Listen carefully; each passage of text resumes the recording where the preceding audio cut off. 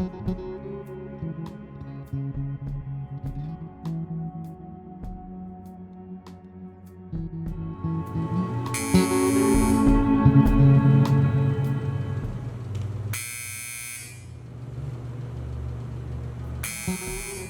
mesmo que seja uma história real, só o fato dela ser estetizada para uma dramaturgia ou para um roteiro, ela já ganha ficção, já ganha outra forma, outro olhar, outro jeito de a gente se colocar diante daquela história.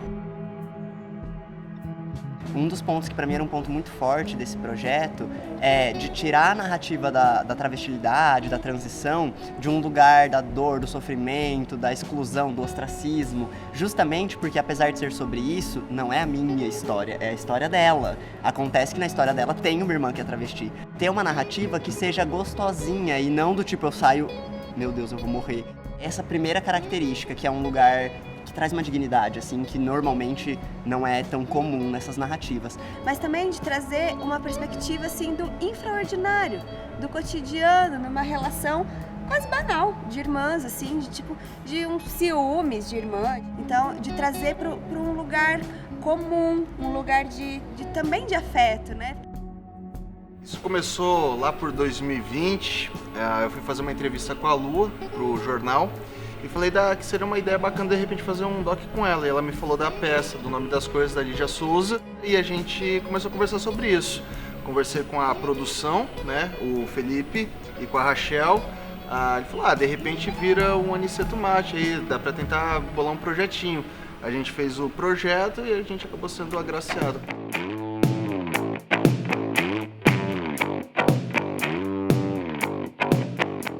Acho que o que as pessoas podem esperar é uma coisa nova para o nosso contexto, para o nosso cenário cultural, assim, de ver justamente essa adaptação e a forma como isso foi trabalhado, né, no roteiro. Quando eu recebi o convite, assim, para fazer co-direção, né, que o Vitor convidou, a Rachel convidou, assim, eu me senti honrado e feliz, assim, porque a hora que eu li o roteiro, eu vi, né, a força ali daquela história, assim, eu falei, é um projeto legal, audacioso, né, esse lance do plano sequência, assim, difícil de ser executado e eu acho que a gente é movido a esses desafios, né.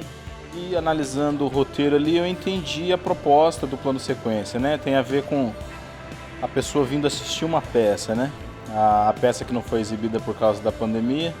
A gente simulou essa situação, né, de não ter ninguém, né, assistindo. Que o teatro ele é de madeira, consequentemente as paredes são mais finas e fica no meio de uma avenida, né? Então, como que a gente vai conseguir captar áudio sem que o som passe ou que atrapalhe e tal?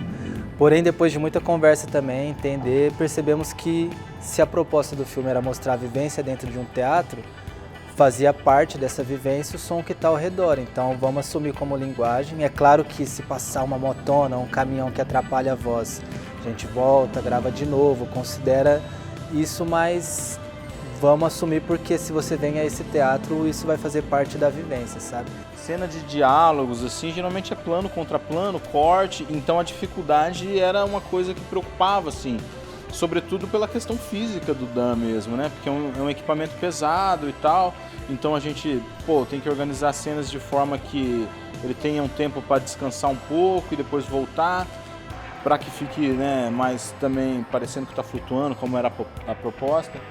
Então eu nunca fiz um filme com só um tipo de equipamento, assim, né? Bem desafiador, né? Porque tem movimentos que eles não são movimentos muito tradicionais da Steadicam. Ele tem uma cabeça que a câmera desce aqui no mesmo nível como se fosse uma grua, e isso faz ficar mais complexo ainda para fazer os movimentos. Mas eu acho que no final a gente conseguiu chegar num resultado massa, assim. Então a gente trouxe quase um cinema 3D, um teatro 3D, né, imersivo, né, que você vê de dentro, porque mesmo a experiência teatral, muitas vezes você vê de um ponto de vista só, né, e ali você consegue observar os objetos em todas as suas formas. Pedir a aprovação do diretor e da Mariela em todos os objetos. Como eu sabia que era um monólogo e que ela ia ter que interagir com esses objetos, ela tinha que sentir esses objetos. E aquilo tinha que fazer sentido para ela, principalmente, assim, né? Então, tudo que eu fui comprando, ou alugando, ou pegando, eu mandava para ela para perguntar se aquilo fazia sentido. Algumas coisas ela pediu, não tem como trocar isso por isso, acho que talvez um batom mais assim e tal, e eu fui ajustando.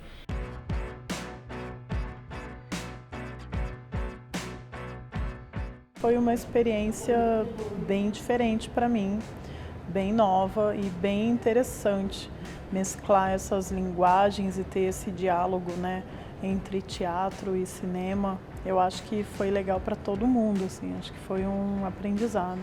Pensando na lógica de composição, de criação de cena, eu entendo que as coisas podem ser amenas, elas podem ser mais escondidas, com muito mais sombras e tal, o que é bem diferente para a linguagem do cinema. Então isso foi um desafio, mas ao mesmo tempo é muito legal ter essa experiência, né, de conflitar as duas linguagens dentro, criando um produto híbrido, que é um filme, mas não é um filme, ele é um teatro, e aí ele não é teatro, mas ele é filme, então a gente cria esse paradoxo interessante. Foi muito legal, assim, essa união, assim, dos dois mundos, até a gente brincava, às vezes, assim, como que fala isso no teatro? É esse termo, como que fala isso no cinema?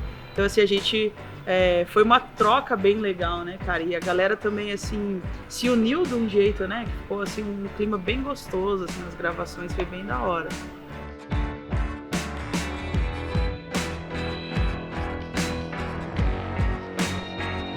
Todo mundo chegou tipo, nossa, vai ser difícil, mas vamos fazer, como resolver? E aí vendo, né, acontecer, os ensaios se desenvolvendo, a equipe formando, os equipamentos funcionando, gravando, chega no final assim, vê que deu certo e fala, massa, missão cumprida. A essência para dar nome para as coisas, para mim, é fazer as coisas com o coração, né? Se dedicar, a gente sentir. Acho que a história que a gente narra por aqui, as histórias que foram contadas, tem um pouquinho de cada um. Em cada história que foi contada, em cada cena que se fez, todo mundo já se indignou de alguma forma, todo mundo já se chateou, já se emocionou. Dar nome às coisas é justamente isso. Ela é um pouquinho mais de sentimento e a gente vê o mundo de uma forma, talvez, um pouco mais esperançosa. Temos a cena 13 e temos um filme!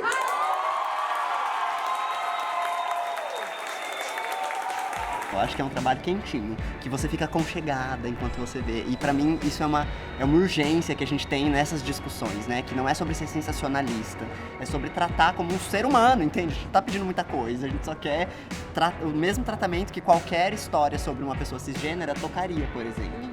Quando a gente pensa em travesti é como se não existisse nada na vida dessa sujeita. Então, destrinchar o infracotidiano, como você falou, eu acho que é colocar uma camada de humanidade nessa figura que historicamente é desumanizada, assim, né?